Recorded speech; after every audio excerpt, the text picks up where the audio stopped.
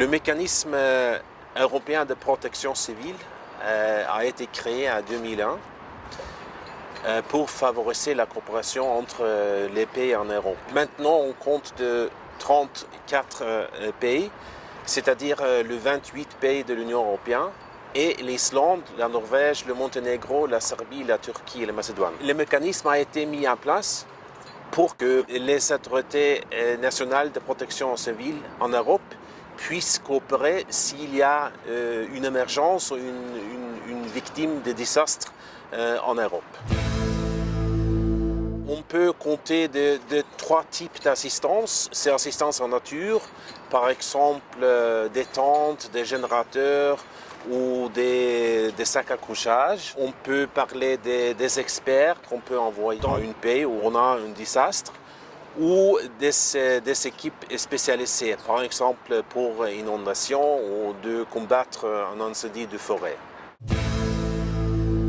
On peut dire que le mécanisme européen est basé de trois colonnes, c'est la prévention, la préparation et la réponse. C'est qu'on a un exercice qui fait part de le programme d'exercice de simulation qu'on fait dans la Commission européenne. On fait aussi des projets de prévention et de préparation.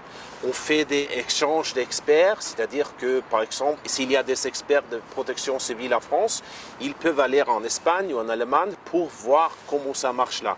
Et on a aussi, évidemment, des cours et des trainings pour les experts qui on peut envoyer aux crises en Europe ou dehors Europe.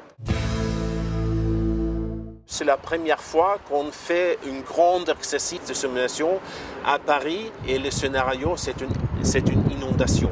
Ça, c'est un problème qu'on va avoir dans beaucoup de grandes villes dans le futur pour le réchauffement de le climat.